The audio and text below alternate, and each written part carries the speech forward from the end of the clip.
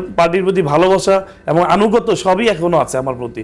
আমি পার্টির প্রতি আছে, কারণ আমরা 30টি বছর যেত আমার জীবনের শ্রেষ্ঠ সময়গুলো এই পার্টির প্রতি আমি ব্যয় করেছি। আমার সন্তানদেরকে আমি সময় দিতে পারিনি, আমার স্ত্রীদেরকে আমি সময় দিতে পারিনি। তারা সারা জীবন এই 30টি বছরই তারা আমার কাছ থেকে বাইরে ছিল, কারণ আমার বিরুদ্ধে এমন হুলিয়া ছিল আমাকে দেখা মাত্র গুলি অথবা আমাকে মেরে ফেলা হবে, এই ধরনের ষড়যন্ত্র ছিল। মিটফুট হত্যাকাণ্ডে আপনার নাম এসেছিল এবং পরবর্তীতে আসলে এটা আমরা সবাই জানি আপনার নামটা কিভাবে এসেছিল। সুস্থ জীবন,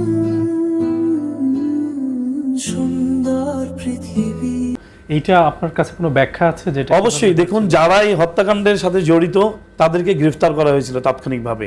তারা আমাকে এই ঘটনার সাথে জড়ানোর একটা অংশ, যারা আমার বিরুদ্ধে এর আগে হামলা করেছিল তারাই এই ঘটনার সাথে আমাকে জড়ানোর চেষ্টা করেছিল।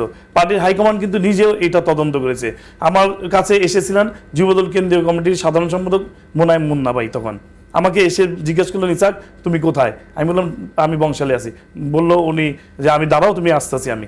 তো উনি আর আসেননি যদিও, তো উনি বলেছিলেন যে তোমাকে নিয়ে মিটফোর্ডে যাবো, এই যে দুর্ঘটনা ঘটেছে। আমি তাৎক্ষণিকভাবে বলেছি আসেন। আমার যদি সৎ সাহস নাই থাকতো হত্যাকাণ্ডের পর দিন কেন আমি এখানে যেতে চাইলাম? এবং এই হত্যাকাণ্ডের সাথে আমার ন্যূনতম কোনো ধরনের যোগাযোগ নেই, সম্পৃক্ততা নাই। আমি জানিও না কে কার দ্বারা ক্ষতিগ্রস্ত হয়েছে বা হত্যাকাণ্ডের শিকার হয়েছে।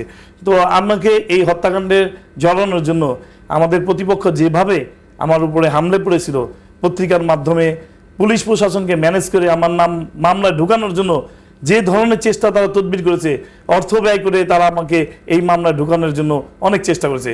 পার্টি অফিস থেকে রিজভি ভাই বোধহয় আপনাদের যুগান্তর অফিসে ফোন করেছিলেন যে আমরা তদন্ত করে দেখেছি ইসাক সরকার তো এই মামলার সাথে জড়িত না, কেন তার নাম দিয়ে এখানে পার্টিকে তোমরা ছোট করছো?